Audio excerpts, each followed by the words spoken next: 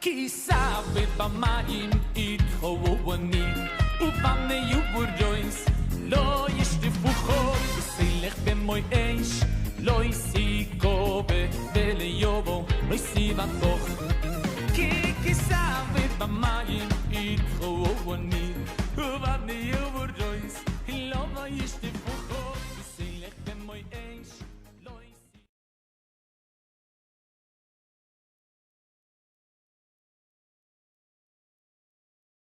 Hades TV Panamá y la congregación Hades Yameinu presentan el estudio bíblico de la semana con el Rosh Dr. Alexis Gómez. Shabbat Shalom, hermanos. Hoy estamos en la porción Hayé Sarah del año 5780 y hoy vamos a hablar del tema el verdadero sentido de la vida desde una perspectiva bíblica judía. Ayer hablábamos un poco en el Kabbalat Shabbat sobre el secreto de la boda judía. Recomendamos escuchar este audio también, donde explicábamos unas partes de la boda judía. Y hoy vamos a hablar hacer una síntesis de todos los temas que se encuentran en la parashá de hoy, llamada Hayé Sarah, las vidas de Sara. Decíamos ayer que es un poco contradictorio porque la parashá de hoy se llama las vidas de Sara, pero inmediatamente se narra, en lugar de la vida, se narra sobre su muerte, ¿no? Y la pregunta es, ¿por qué la Torá dice que verdaderamente es la vida de Sara cuando en el fondo está contando acerca de su muerte? Esto nosotros lo vamos a ver en una de las citas del Talmud al final de este estudio, algo muy interesante que nos mencionan los sabios, ¿sí? Debemos recordar que en hebreo, ¿verdad? No se utiliza directamente la palabra muerte en la palabra cementerio. Nosotros llamamos Beit Hayim, o casa de los vivos, al cementerio como tal, ¿sí? Porque tenemos nuestra esperanza en la resurrección. Es una costumbre, una tradición judía que permanece bajo los fariseos, porque los fariseos son los que tienen la creencia en la resurrección. Recuerden que los saduceos no tenían esta creencia, como menciona el texto bíblico, y también lo mencionan los historiadores de la época del siglo I, ¿sí? Así que los temas de esta parashá giran en torno a la muerte de Sara. Luego hablan acerca de la preparación del matrimonio de Isaac, y luego al final nuevamente se menciona acerca de la muerte de Abraham, ¿sí? Y de también la descendencia de Ismael. También hoy nos va a hablar un poco acerca de esos asuntos. Así que hoy nos vamos a centrar específicamente, hermanos, en un tema muy importante, el tema acerca de la vida, el propósito de nuestra vida. Es lo que vamos a hablar hoy. ¿Cuál es el propósito? ¿Cuál es la importancia de nuestra vida desde una perspectiva judía? Los rabinos dicen que la vida es como un barco, ¿sí? Un barco siempre, antes de zarpar a un lugar, pues se prepara, se hace una gran fiesta, nos alegramos, inmediatamente hay un momento de brindar con champaña, y luego hay una travesía, y esa travesía pues puede estar llena de momentos buenos y momentos difíciles, en medio de tormentas, turbulencias en el mar. Y al final, cuando el barco llega, pues no va a llegar en las mismas condiciones en las que salió, ¿sí? Y es muy interesante, hermanos, que la gente a veces pone énfasis en cómo está el barco cuando zarpa y no cómo está el barco cuando regresa. Debemos de ver es cuando el barco está de vuelta y qué cosas pudo lograr y qué cosas pudo vencer. Nosotros todos tenemos esperanzas y expectativas cuando venimos a este mundo, y que todo va a ocurrir en seguridad y que todo va a terminar con éxito. Sin embargo, hermanos, es a través de la muerte, es con la muerte que realmente nosotros podemos realmente evaluar y apreciar el éxito que tuvo nuestra embarcación. Solo cuando partimos de este mundo es que nos damos cuenta si realmente logramos o no cumplir el objetivo, ¿sí? Y solamente las personas que están a nuestro alrededor pueden verlo. Ya nosotros, lamentablemente, pues hemos partido, pero debimos haber cumplido con nuestra misión en medio de ese viaje en aquella embarcación.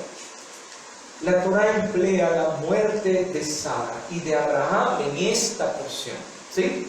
Leemos de Génesis para proclamar el gran valor de sus vidas. Por eso es que no hablamos de la muerte directamente de Sara. El texto nos dice, Sara murió a los 137 años. El texto dice, estas son las vidas de Sara. Y lo coloca de una manera muy positiva, porque contando, a pesar de que sea su muerte, podemos hablar de su vida. ¿Qué fue lo que Sara pudo lograr? ¿Sí? Y es en este momento, hermanos, que nosotros debemos de tener en cuenta un pasaje muy interesante del libro de Eclesiastés.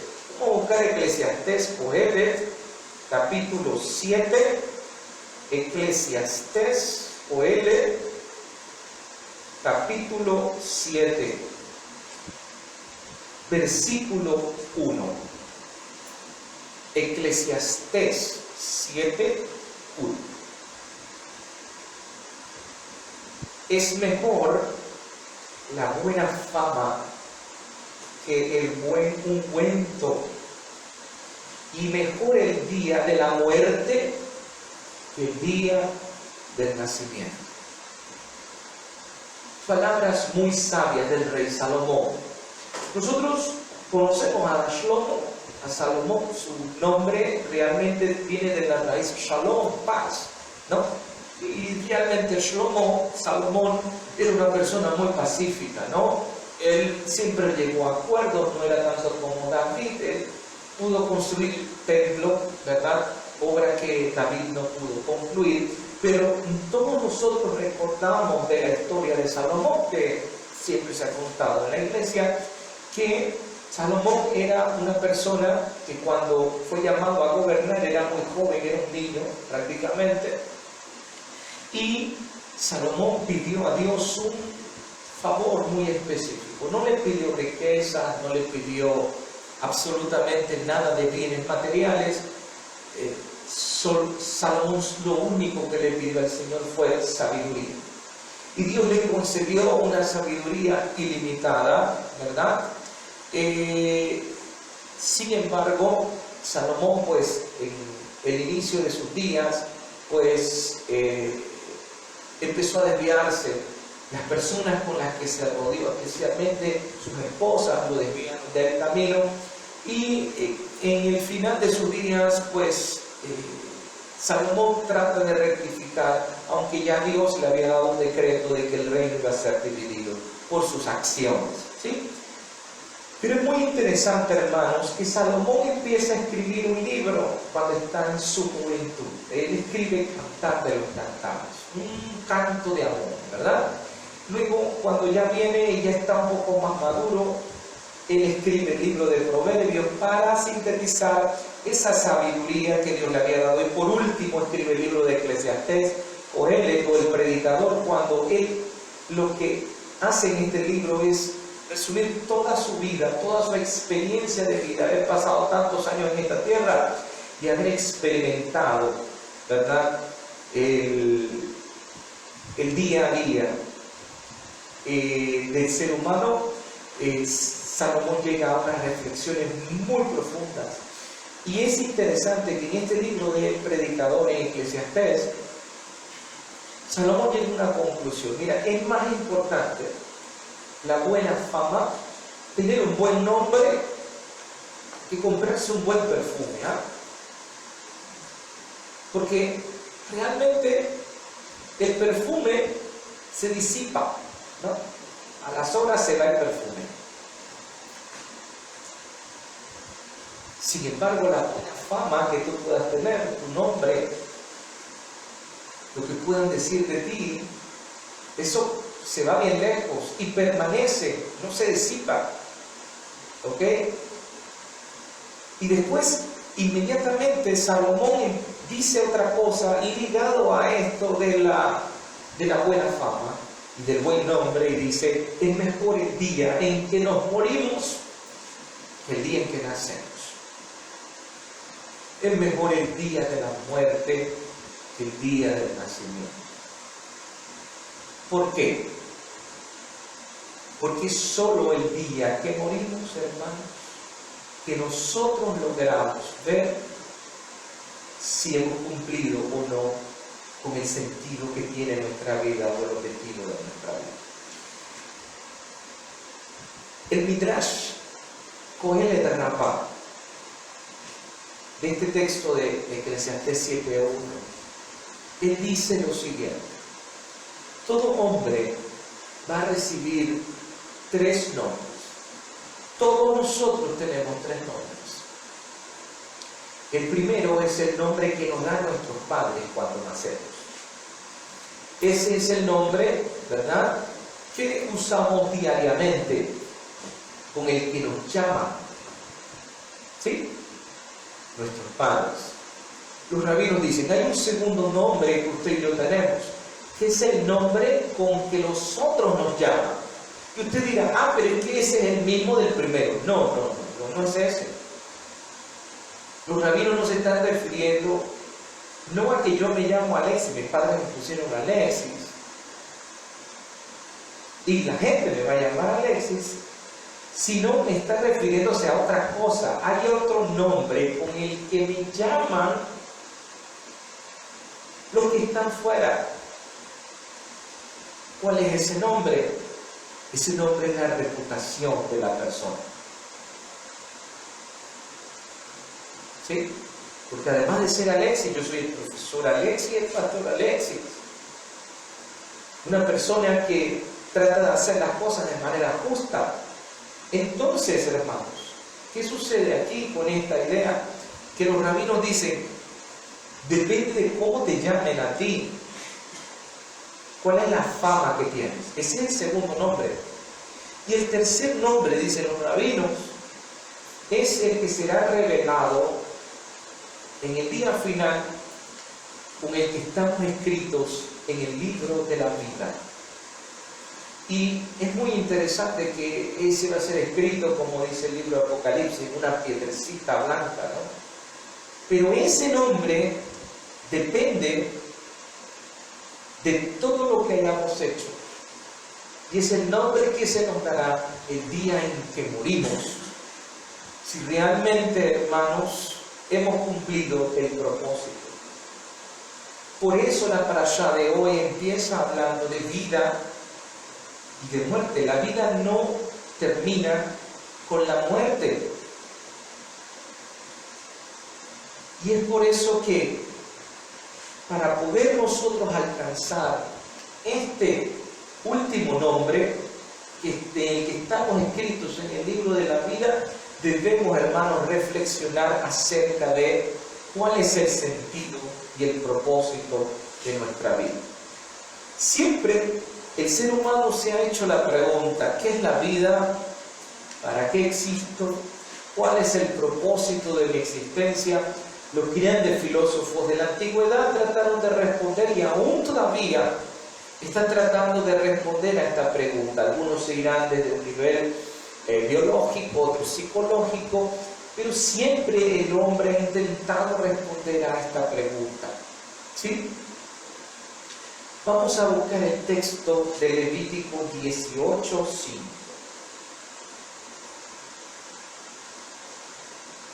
Levítico 18:5. Por tanto, guardaréis mis estatutos y mis ordenanzas los cuales haciendo el hombre vivirá en ellos, yo Adonai. Primeramente, hermanos, hay una mala traducción. ¿Okay? Si su Biblia dice vivirá en ellos, está mal.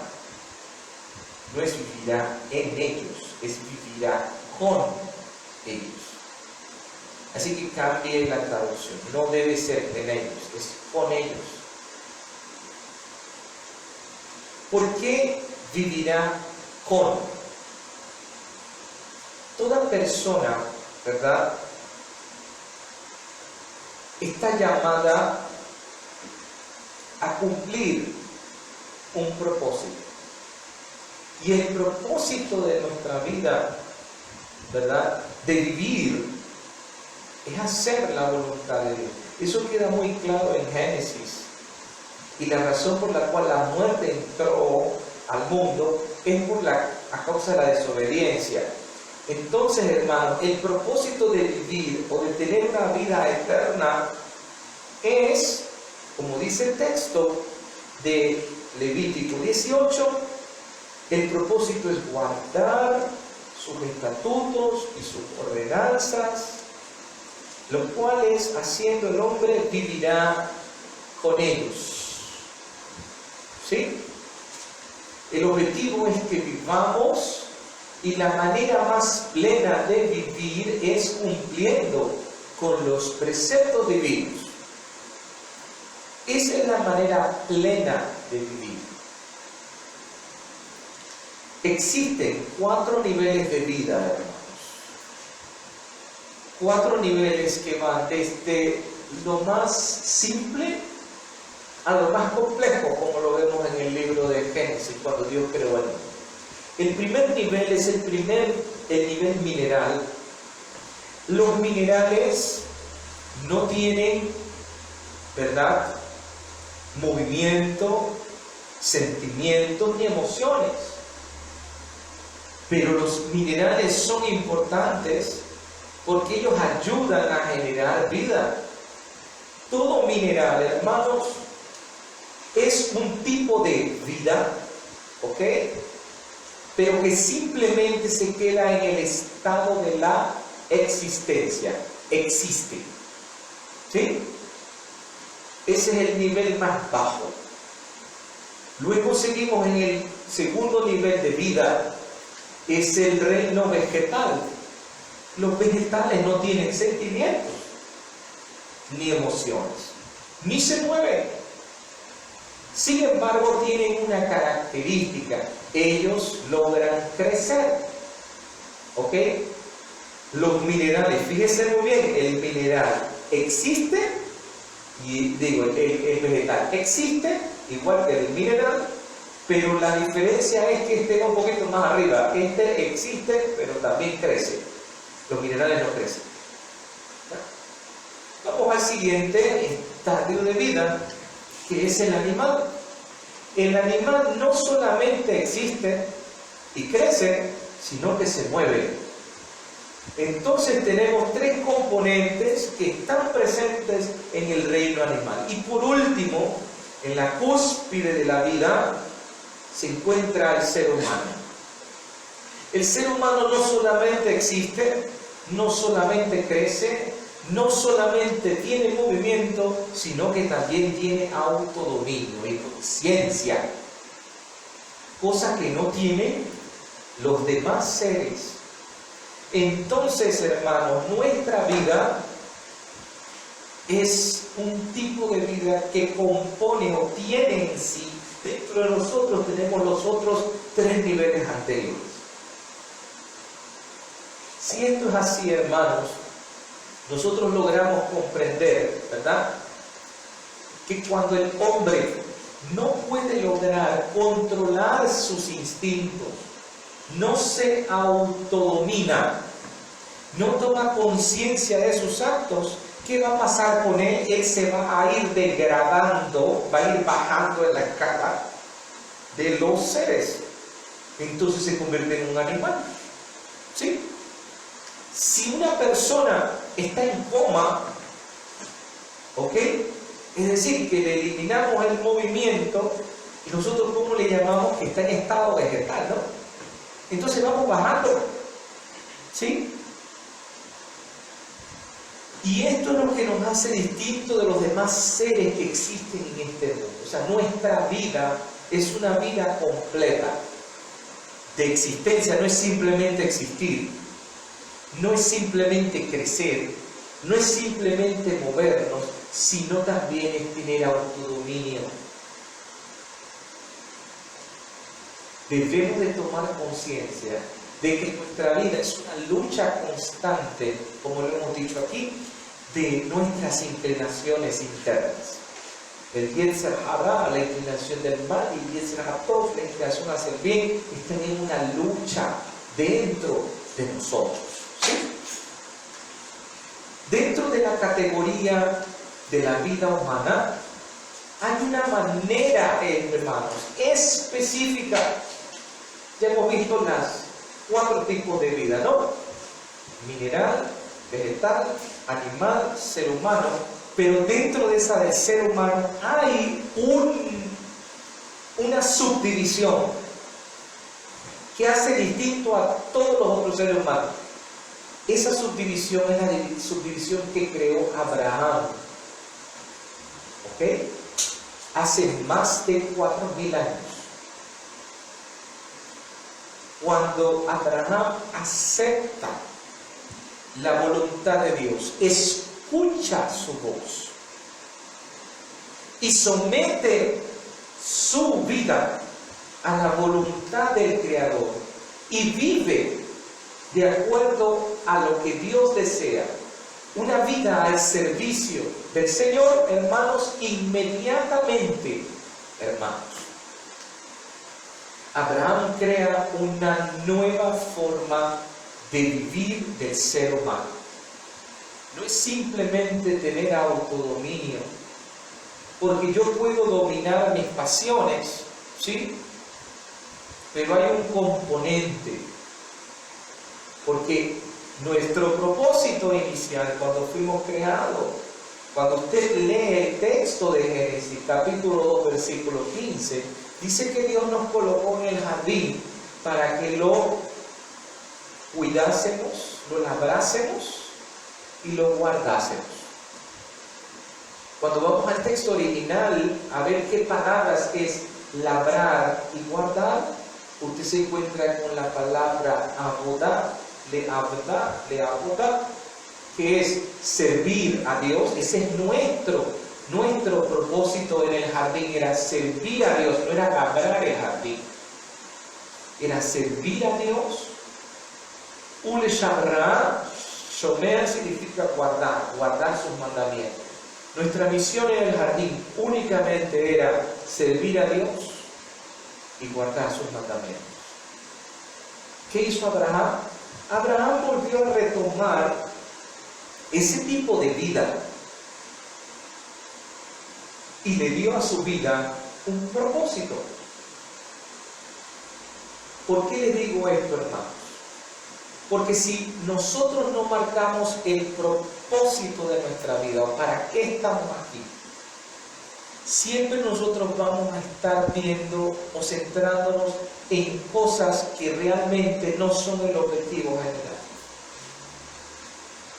Usted hace una encuesta y le pregunta a la gente, a los estudiantes en las escuelas, ¿cuál es el objetivo de tu vida?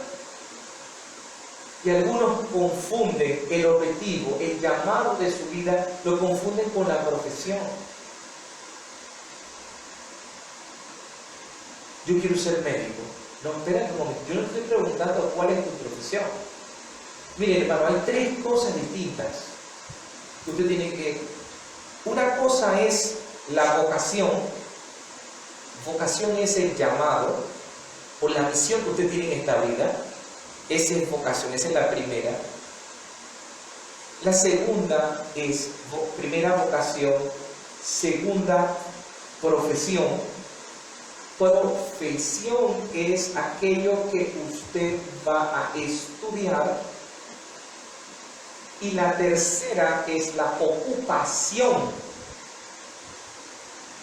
tres cosas completamente distintas. La primera habla de la misión. La segunda le da las herramientas para cumplir esa misión. Son la excusa para cumplir la misión, o sea, las herramientas para poder cumplir la misión.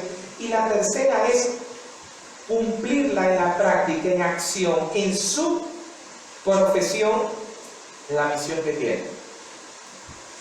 ¿Por qué les digo esto, hermano?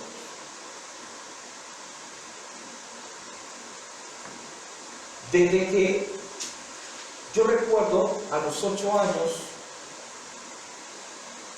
yo sabía que yo tenía la misión de curar a la gente.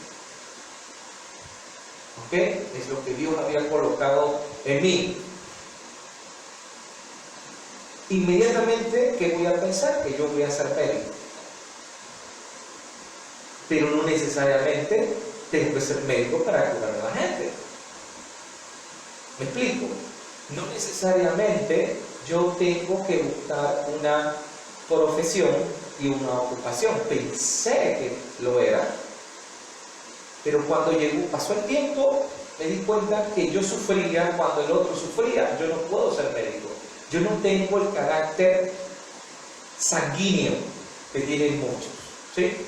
Que no les duelen las cosas, a mí sí. Entonces me di cuenta que yo no podía ser médico, pero podía curar a la gente por otra vía. Entonces tomé la profesión, ¿verdad? Estudié filosofía, historia, educación, y luego busqué una profesión, ser profesor. El ser profesor es una excusa para cumplir la misión. ¿Cuál es la misión? Curar a la gente. Podemos curar a la gente con palabras. Y a veces las personas confunden una cosa con la otra. Si usted no tiene claro el propósito, cuál es el sentido, vamos a vivir una vida, ¿verdad?, haciendo cosas, y como hacen muchos, cambiando de carrera para ver en qué lugar va su vida. Si estamos colocados nuestro centro en algo, específicamente en lo que Dios desea para nosotros, lo vamos entonces a lograr. Sin embargo, en el camino, hermanos, surge una gran lucha entre el ser y el tener. ¿Qué es más importante? Ser o tener. ¿Sí? Porque el ser humano en esta sociedad, bueno, no es de esta sociedad, desde tiempos inmemoriales, la humanidad siempre ha medido su esencia con lo que tiene y no por lo que es. En una sociedad consumista, materialista, hay un gran problema. Quiero mencionarles algo, hermanos. En hebreo no existe el verbo tener. ¿Usted sabía? Usted no puede decir, yo tengo una casa. No existe. Usted no puede decir, yo tengo una casa. Tampoco puede decir, yo tengo un carro. ¿Sabe cómo decimos en hebreo? Yo tengo una casa. Tengo que usar el verbo hayá. Existir. Y quedaría algo así, si yo lo traduzco literalmente. Existe una casa para mí. No es tengo una casa, sino existe una casa. ¿Por qué? Porque no es mía. ¿Por qué no es mía? Porque yo no me la voy a llevar. Porque desnudo vine al mundo y así mismo me voy. No me la llevo. Por eso no existe tener. En el idioma de Dios, en el hebreo, no existe el verbo tener. ¿Por qué? Porque todos somos mayordomos. Nada tenemos. Así que, hermanos, Si nosotros nos vamos a ver desde la perspectiva bíblica judía, ya empezamos a ver que para Dios no es importante cuánto tienes, sino quién eres. ¿Por qué, hermanos? Porque es más importante ser la imagen y la semejanza de Dios y de su Hijo Yeshua que tener. ¿Por qué? Porque cuando usted es, usted entonces tiene. ¿Ya? Primero tenemos que ser para luego tener. Y hoy en día es al revés. La gente quiere tener para entonces ser. Quiero tener un suéter y una gorra Nike y unas zapatillas Nike para ser. Porque el valor no está en usted, ¿sabía? La gente lo está apreciando, no usted, está apreciando lo que lleva puesto, no lo que usted es. ¿Me explico? Y si nosotros no logramos distinguir y revertir eso, porque eso es lo que el mundo nos presenta, allí es donde viene el momento, hermanos, de que las personas se llenan de orgullo y vanagloria de cosas que tienen y en el fondo no son nada. Y les voy a decir algo, hermanos, algo muy triste. Cuando nosotros somos alguien, entonces tenemos, pero no necesariamente si tenemos algo, somos alguien. El hombre vale por lo que él es y no por lo que él tiene. Seremos juzgados por lo que somos y no por lo que tenemos. Y lamentablemente la gente, el mundo está haciendo todo al contrario. La gente está buscando posición social, está buscando ser apreciado, ¿ok? Y esta fue la diferencia de Abraham, hermanos. Abraham es primero, y luego que él es, inmediatamente, hermanos, tiene riquezas. Y Abraham tiene riquezas, era el hombre más rico de su época, tenía siervos, pero ¿sabe la característica de Abraham? Él mismo le servía a la gente que lo visitaba. Compartía con la gente acerca de Dios. No le quitaba nada, hermanos. Miren, por eso es que yo digo, miren, por eso es que Yeshua dice que era más fácil que un camello entrara por el ojo de un rico entrara en el reino. No porque no pudiese, sino porque el apego a las cosas materiales hace con que la gente se olvide. Miren,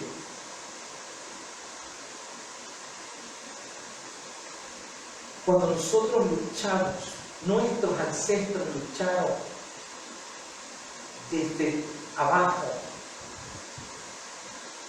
y aún nosotros seguimos luchando desde abajo. Es mucho más fácil para nosotros mantener viva la llama de la humildad que para un rico llegar a ser humilde, porque lo tiene todo.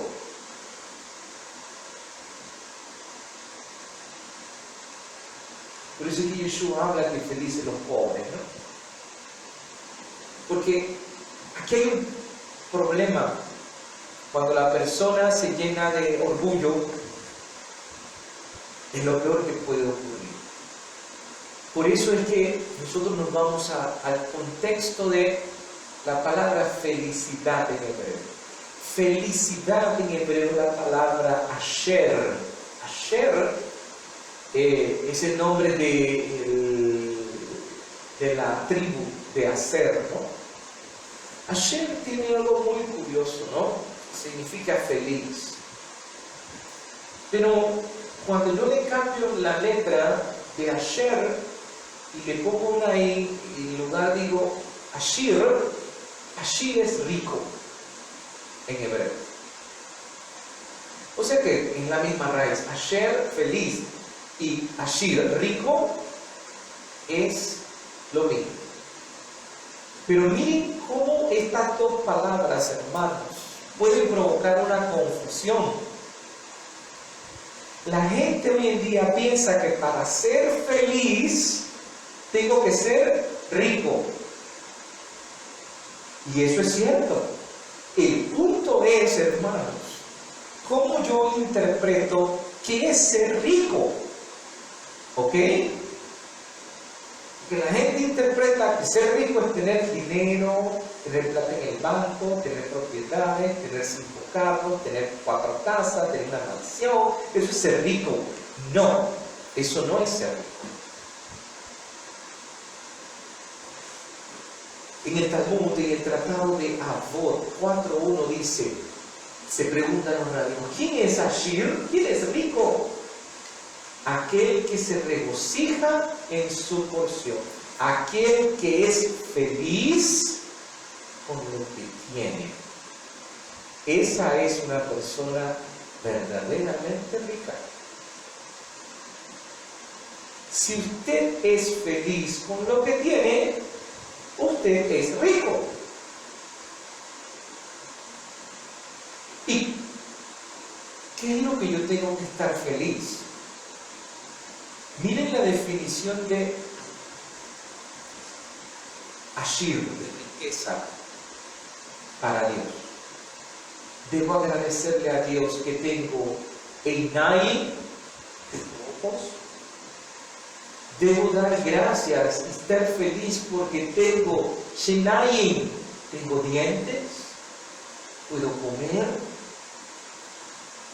Que tengo Yadayim, que tengo manos para trabajar y para bendecir a otros. Y tengo regalín, tengo pies para ir en pos de hacer la voluntad de Dios. Lo tengo todo. Soy rico.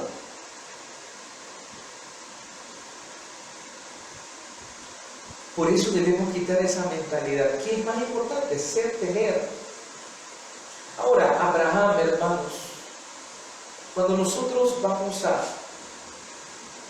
a Génesis, capítulo 24, ya ahora definiendo riqueza. Ahora ya entiende por qué Abraham era rico. Abraham es rico porque él se regocija en su porción. No porque tiene tantas vacas, ni tantos corderos, ni tantas siervos, no. Es feliz por lo que tiene. Capítulo 24 dice, era Abraham ya viejo, ya había muerto Sara, ¿verdad? Y bien avanzado en años, y Adonai había bendecido a Abraham en todo. Porque la Torah dice en todo. Dios había bendecido a Abraham en todo lo que es material, porque Abraham era feliz con lo que tenía. Abraham no estaba viendo para ver cuánto dinero ganaba más para construir otra casa. Abraham era feliz, pero le faltaba una cosa. Su preocupación es, ¿y qué hago con mi hijo? ¿Qué hago con mi descendiente? La promesa está, que de él vendría, ¿verdad?, toda la familia en la tierra será bendecida. Pero Isaac no se ha casado. ¿Qué va a pasar con Isaac? Y a pesar de que Dios le había bendecido en todo lo que él tenía, hay un temor de Abraham. ¿Y cuál es el temor de Abraham? ¿Escogerá bien Isaac o no? Porque esto ya es libre albedrío, ¿verdad? Y es allí donde llama a quién, a Eliezer, y le encomienda una misión. Es por eso que él busca la pareja perfecta para Isaac. Porque de nada vale tener toda la riqueza y pasársela a su hijo Isaac, porque aquí el problema no es la riqueza. A Abraham le interesaba el reino de Dios y su justicia. Todo lo demás, esas riquezas son añadidas, eso no era lo importante. Versículo 3 y 4. ¿Ok? Dice. Vamos a leer el versículo 2. Y dijo Abraham a un criado suyo, a Eliezer, el más viejo de su casa, que era el que gobernaba de todo lo que tenía, pon ahora tu mano debajo de mi muslo. Es decir, que tocase la circuncisión de Abraham para hacer la promesa. Y te juramentaré por Adonai, Dios de los cielos y Dios de la tierra, que no tomarás para mi hijo mujer de entre las hijas de los cananeos, entre las cuales yo habito, sino que irás a mi tierra y a mi parentela y tomarás mujer para mi hijo Isaac. Hay una preocupación. La preocupación no es monetaria. La preocupación es quién va a ser la esposa de mi hijo. ¿Por qué era tan importante para Abraham que Isaac no se casara con una cananita? La respuesta que dirán algunos es que ellos son idólatras. No, esa no es la respuesta, hermano. ¿Sabes por qué? Porque todo el mundo era idólatra para aquella época. El único monoteísta era Abraham. Entonces, la respuesta no es porque eran idólatras. Porque Labán, el hermano de Rebeca, de Rivka, era un idólatra, hermano. ¿Se acuerdan en el caso de Raquel? Que Raquel escondió los ídolos, él era idólatra, hermano. Entonces, aquí no es cuestión de la idolatría. ¿Sabe cuál era la situación, hermano?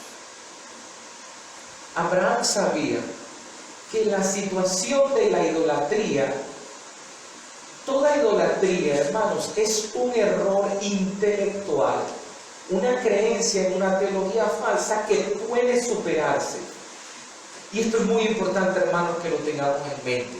Porque usted puede decir, ay, es que yo no me mezclo con esos creyentes que adoran ídolos. No se preocupe por eso, eso se puede cambiar. Usted sabe qué es lo que no se puede cambiar, que era lo que le preocupaba a Abraham. Lo que a Abraham le preocupaba era que los cananitas tenían una degeneración moral transmitida por generaciones. Recuerden que los cananitas son hijos de ¿qué? De Cam. ¿Se acuerdan lo que hizo con Noé? Que vio la desnudez de Noé. Entonces su mente es una mente perdida. Y eso es difícil de curar. Entonces Abraham estaba preocupado, no es la idolatría, el problema son que ellos tienen una degeneración moral. Mientras una persona que es idólatra puede llegar a renunciar a sus creencias idólatras, cuando las personas tienen una actitud corrupta, eso no es fácil de superar. Esa es la gran diferencia. La prueba de que una familia es realmente buena, y esto es importante para cuando una persona va a buscar a la otra persona para casarse. Las costumbres de una familia, ¿verdad? Las cualidades de cada uno de sus miembros son la evidencia de si la persona es la indicada o no. Estas cualidades personales se transmiten de generación en generación a través del ejemplo de los padres, es una copia. Por eso era que Abraham decía, no, entre los cananitas no, ni los sueñes, Eliezer, júrame que no le va a buscar aquí. Porque ya yo conozco a la gente que vive aquí. Ejemplo vivo, Sodoma y Gomorra, hermanos, que Dios los aniquiló por su perversidad. ¿Sí? Bien. Sin embargo, hermanos, hoy, en este mundo actual, los jóvenes hacen todo lo contrario. Ellos no se fijan en eso, no se fijan en ver esa parte moral. Lo que les interesa es el éxito económico y que ese éxito económico determine quién es la mejor pareja para ver cuánto sacamos de cálculo y cuánto yo saco ganando. Un matrimonio arreglado por dinero. ¿Sí? ¿Ok? Los factores externos como la riqueza realmente no tienen sustancia. No te dejes cegar por la apariencia física y el glamour, lo que está por fuera. Ahora entienden por qué Abraham estaba más preocupado en el ser, en el tener. ¿Quién va a ser la esposa de Isaac? No, ¿qué tiene la esposa de Isaac? Y vemos un Eliezer que le encomiendan algo tan difícil que lo primero que hace el siervo, miren, Eliezer era una persona sumamente privilegiada, porque él escuchaba de Abraham sus enseñanzas y Eliezer sabía muy bien cómo pensaba su amo Abraham. Y la primera cosa que hizo Eliezer, ¿qué fue? No fue orar al Señor. Y miren, Eliezer puso unas cuestiones tan específicas. Él llegó en la tarde, hermanos, alrededor como de las 4 de la tarde. ¿Ok? Y él le dijo que cuando termine este día, pero recuerde que cuando termine este día en el judaísmo es en el momento de las 6 de la tarde, le dio un lapso de tiempo bien corto a Dios. Yo me encuentre con una persona con estas cualidades. Es curioso, ¿eh? Eliezer está buscando cosas que la muchacha, ¿verdad?, tuviese. Bondad. Y que le diese de beber a él, a un extraño. Y no solamente le diese a beber a él, sino también a quién, a los camellos, a los animales. Entonces yo sabré, ¿verdad?, quién es la indicada. La plegaria es muy importante aquí. ¿Sí? ¿Qué es el matrimonio en el judaísmo? ¿Por qué fue tan importante que Eliezer hiciera todo este proceso? Hoy parece que el matrimonio es algo tan evolutivo, tan cambiante, que yo me junto hoy y ya mañana ni me acuerdo. Es una situación tan difícil de entender en el mundo de hoy. Y es algo muy delicado en estos tiempos, sobre todo porque dice que ojos vemos, corazones no sabemos, ¿no? Entonces, hermanos, la noción judía del matrimonio es que dos mitades se unen. Así como Dios separó a Adán y a Eva, los colocó por separados, es volver a unir a aquellos que estaban juntos en un inicio, ¿verdad?, completándose mutuamente. Y completándose mutuamente requiere, hermanos, de varias cosas. ¿Sí? Usted tiene que tener en cuenta que el matrimonio es un viaje de por vida. Debe de saber muy bien si tiene el auto en condiciones, si tiene gasolina, si tiene comida, y si realmente se va a embarcar en ese viaje, ¿no? ¿Qué es necesario para que los dos viajeros que van en ese auto se unan para realizar ese viaje? Así como cuando usted planea un paseo, 3 cosas necesitamos. Y esto, hermanos, es muy importante también para nuestra relación con Dios, porque el propio Salomón habla en Cantar de los Cantares sobre la historia entre Israel y Dios, el novio y la novia. Entonces, esto tiene que ver también con nosotros en nuestra relación con Dios. ¿Cuáles son las 3 cosas que tenemos que tener en mente? 1, tenemos que tener un destino. ¿Para dónde vamos? Para poder comprometerse e ir juntos, debemos de saber a dónde estamos yendo. Y esto es muy importante. A veces la gente se casa y ni siquiera sabe para dónde va. ¿Sí? Si uno quiere ir a esquiar, no puede estar con alguien que quiere ir a la playa. ¿Ok? Segundo, compromiso.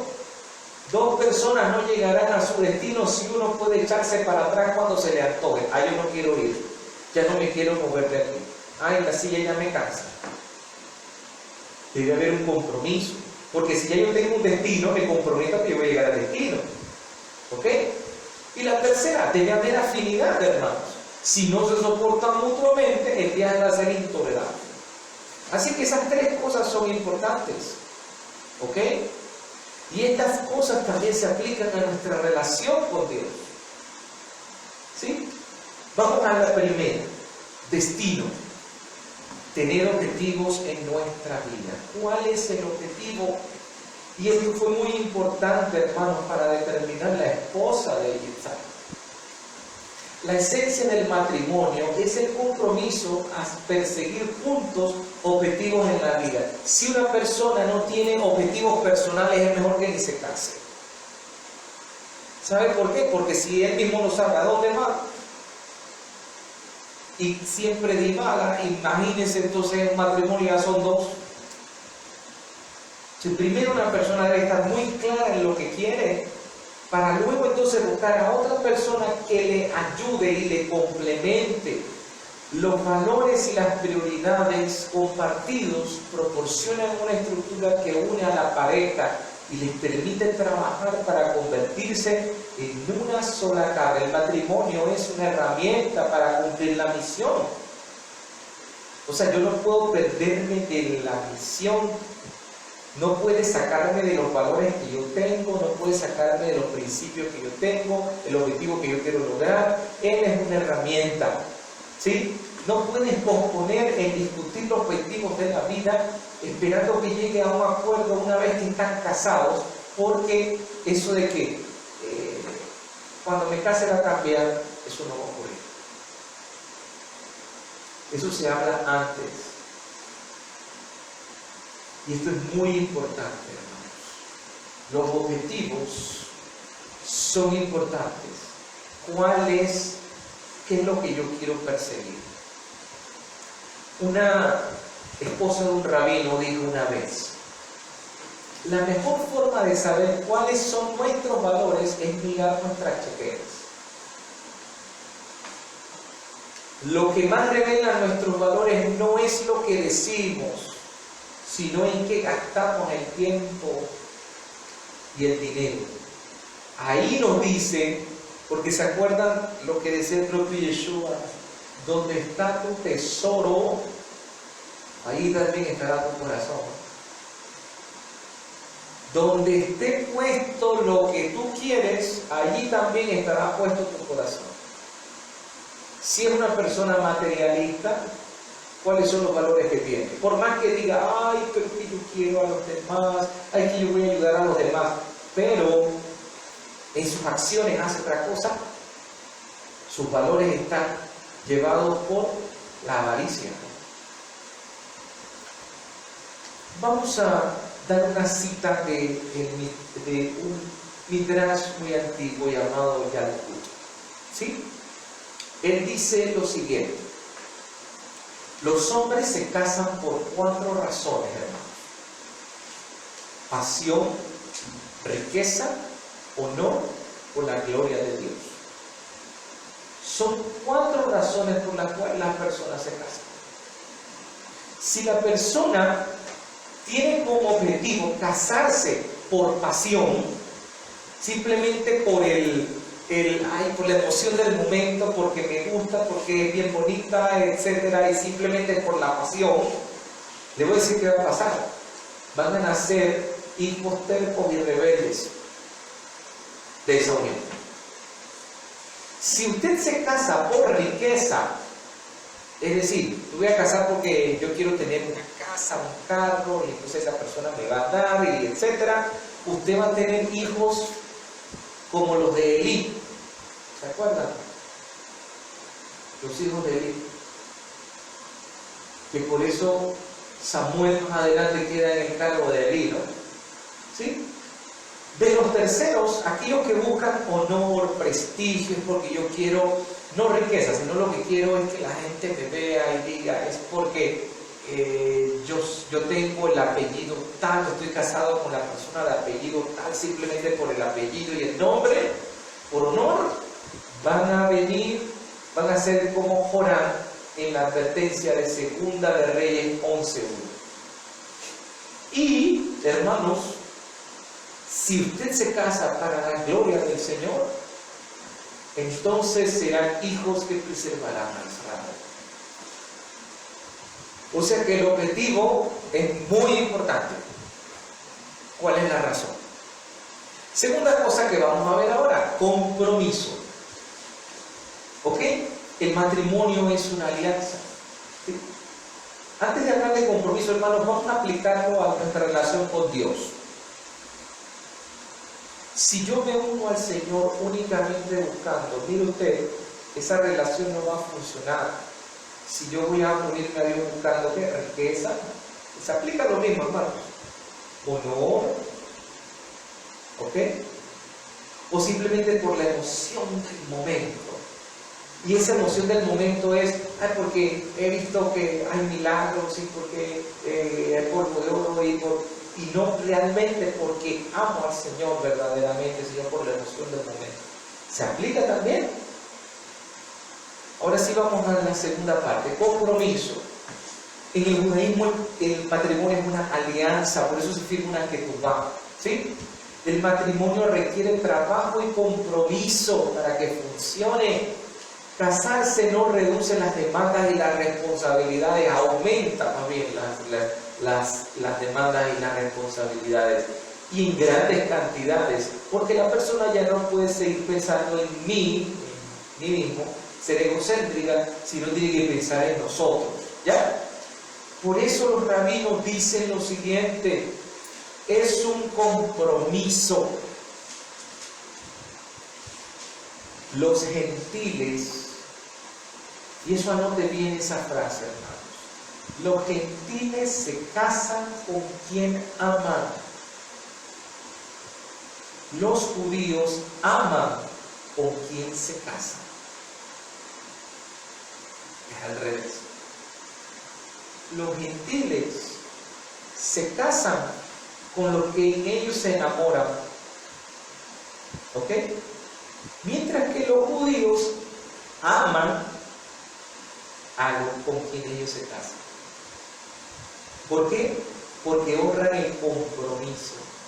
Ahora entiende por qué en Génesis, vamos a buscar este texto.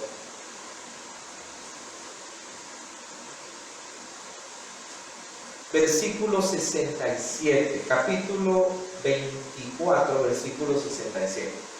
Yo creo que usted ve algo muy interesante aquí. Dice, y la trajo Isaac a la tienda de su madre Sara. Quiero aclararles algo, hermanos. Ya aquí habían arreglado todo, ya estaban casados. ¿Ok? Entonces, ¿qué hizo Isaac? Ya la trajo a la casa, a la tienda de Sara. Dice, y tomó a Rebeca por mujer, y la amó. Y se consoló Isaac después de la muerte de su madre. ¿Qué sucedió, hermanos? Primero él se comprometió y después él la amó. ¿Qué hacen los gentiles? Primero la amo y me enamoro, y después ya se me olvida el compromiso. Por eso es que ese es el problema. Ese es el orden que está aquí. El último punto que dijimos era: la persona tiene que tener afinidad, ¿sí? Y para aclarar, nuestra vida y nuestra unión con Dios es una unión de compromiso también, ¿sí? Porque realmente, si nosotros amamos a Dios, vamos a comprometernos con Él. Por último, hermanos, amor y enamoramiento. Hay que hacer una distinción, ¿ok? Porque hay gente que confunde: es que yo la amo o lo amo. No, en realidad no es que la ama o lo ama, es que se enamoró nada más, no tiene amor, ¿sí? El amor nace de la apreciación genuina de lo que la otra persona es. Escuchen muy bien, hermanos, lo que dice nuestro amigo. El enamoramiento es ciego, no el amor es ciego. El enamoramiento, ¿sabe qué es enamorarse? Enamorarse es cuando la persona empieza a ver cosas externas, el cabello, los ojos. Eso es enamorarse, ¿ya? El enamoramiento es ciego, pero el amor es con lupa. ¿Ok? Muy contrario a lo que decís: ay, que el amor es ciego. No, el amor no es ciego, el amor es con lupa. El enamoramiento es ciego. Si piensas que es perfecta, entonces seguro que estás completamente enamorado. Si tú dices que la otra persona es perfecta, entonces estás enamorado. Pero si no aguantas la forma que ella tiene de decir hola, pero aún así tú sientes el compromiso y sientes que es la persona indicada, pero no te gusta cómo ella dice hola, entonces sí la estás amando. Esa es la gran diferencia. Porque a pesar de que reconoce sus defectos, el enamoramiento no permite ver los defectos. El amor sí. ¿Ok? Bien. El amor surge de conocer verdaderamente a la persona y ver su belleza, fuerza y carácter, su esencia más pura. Es imposible amar a alguien a menos que lo conozcas. Y esto es toda la vida, ¿no? El amor verdadero viene después del matrimonio. ¿Ok? La Torá dice que Isaac llegó a visitar la tienda, como ya leímos, y la amó. El amor crece todo el tiempo a medida que crece la apreciación de la otra persona. Hay una parábola, una historia que cuentan los rabinos, ¿ok? Un hombre estaba sentado, dice, con su padre y le dijo: papá, después de 5 años de matrimonio, creo que finalmente entendí qué es el amor. Después de estar casado por 5 años, en medio de tantas peleas, en medio de tantas cosas, me he dado cuenta que a pesar de las altas y bajas, y de respirar, y de los momentos felices, y los momentos de discusión y de pelea, ya sé que es amar. El padre le dijo: espera a que cumplas 25, como yo, entonces entenderás lo que es el amor. Y el abuelo estaba escuchando en el otro cuarto y le dijo: no es el 25, ¿ok? Esperen haber estado casados 50 años. Ahí entenderán lo que realmente es el amor. ¿Por qué? Porque no es fácil. Ahora entiende lo que decía Pablo: lo soporta, todo lo puede, todo, en 1 Corintios. Y es muy importante que la persona entienda, porque si la persona está enamorada, eso no va a funcionar. Pero si hay amor verdadero, sí. Y es por eso que en la historia de Isaac y de Rivka, el amor aparece después de el compromiso. Porque cuando una persona honra su compromiso, ¿ya? Por amor, ese amor mantiene viva esa llama, ¿sí? Y para finalizar, hermanos, ¿ok? La historia de hoy nos habla de la muerte de Abraham. Empezó con la muerte de Sara, pasamos al matrimonio de Isaac y por último habla ahora de la muerte de Abraham. Y es interesante que en Génesis 25:7 habla de una cosa que llama la atención. Vuelve a decir, estos son los días de los años de la vida de Abraham. 25:7.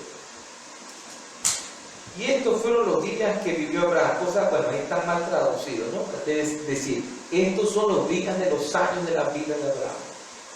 ¿Por qué dice estos son los días de los años? ¿Por qué no dice estos son los años de la vida de Abraham? Entonces la razón es que los días que son mencionados aquí es para recordarnos que Abraham crecía todos los días. Por eso he mencionado días aquí. Porque estamos llamados a crecer espiritualmente. Siempre vemos el crecimiento a partir de los años, pero en el caso de Abraham, él crecía diariamente. ¿Ok? Eso es vivir días completos, aprender cada día de lo que ocurre. ¿Sí? Hay algunas personas que pueden decir, yo podría estar creciendo más si solo mi vida no fuera tan difícil, si Dios me quitara los problemas, yo crecería y sería una mejor persona. Si tan solo no tuviera ese trabajo, si tan solo no tuviera esos vecinos, si tan solo, echándole la culpa a todo lo que está a nuestro alrededor, ¿no? ¿Ok? ¿Saben qué? Nosotros crecemos cuando son los tiempos difíciles, no durante los momentos fáciles. En el Talmud dice lo siguiente, hermanos. Todos los años de Sara fueron iguales en términos de su voluntad. ¿Qué quiere decir con esto? ¿Cómo es eso posible de que Sara llegó a su plenitud si realmente fueron 90 años de esterilidad, hermano? Y fue secuestrada 2 veces por Abimelech y por el faraón, ¿verdad? Abraham también luchó en guerras y fue arrojado en un horno ardiente. ¿Cómo es posible que yo voy a decir eso? Cuando nosotros leemos el Salmo 90, versículo 12 al 15, dice lo siguiente. Enséñanos de tal modo a contar nuestros días, para que traigamos al corazón sabiduría. Sigue diciendo, vuélvete, oh Eterno, ¿hasta cuándo? Y aplácate con tus siervos. De mañana sácianos de tu misericordia y cantaremos y nos alegraremos todos nuestros días. Alégranos conforme a los días que nos afligiste y en los años que vimos en tu mano. Enséñanos a contar nuestros días, para que seamos sabios. Pero por último, el versículo 15 dice, alégranos, Señor, como cuando estábamos en problemas, cuando vimos el mal. ¿Qué quiere decir esto? Dios se hace presente y nos hace crecer más en los tiempos difíciles que en los tiempos fáciles. El crecimiento está allí, en la dificultad. ¿Por qué es que decimos que Sara creció a pesar de todos los problemas y el propio Abraham? Porque cada cosa que Sara pasó y que Abraham pasó, ellos vieron una oportunidad para aprender y crecer. Los seres humanos tienen que crecer y aprender constantemente, porque no existe tal cosa como quedarse tranquilo. Eso no existe. Cuando Jacob dice, como lo vamos a ver en una de las parashot próximamente, dice que ya estaba tranquilo y se asentó, ¿ok? Fue cuando entonces empezó el problema de su hijo que lo vendieron, ¿no? Después de haber pasado tantas situaciones, ¿verdad? Con su hermano Esaú, que se tuvo que huir y demás. Solo cuando nosotros logremos aprender, logremos crecer diariamente en medio de las dificultades, entonces, hermanos, lograremos entender cuál es el sentido, el propósito de nuestra vida. Y ciertamente viviremos. Yeshua dijo una vez que Dios es un Dios de vivos y no un Dios de muertos, ¿verdad? El Talmud nos dice lo siguiente, y por eso es que la parashá habla de las vidas de Sara. Los piadosos están vivos aun cuando han fallecido. En tanto los malvados están muertos aún mientras están vivos. Esto es Berajot 18:20. Así que, hermanos, meditemos sobre el sentido de nuestra vida, cuál es nuestro propósito, entender cómo debe ser nuestra relación con Dios y que estos principios, hermanos, nos ayuden a crecer de día en día, sobrellevando las dificultades. En el nombre poderoso de Yeshua. Amén. Amén. Bien, no sé si tienen alguna pregunta. El Ministerio Renovar Nuestros Días es un ministerio de instrucción bíblica sin fines de lucro constituido para el apoyo de la iglesia local, promoviendo la enseñanza bíblica, la edificación del cuerpo del Mesías y auxiliando a la restauración de la iglesia con base en los principios bíblicos vividos y promulgados por Yeshua, Jesús y sus discípulos en el primer siglo.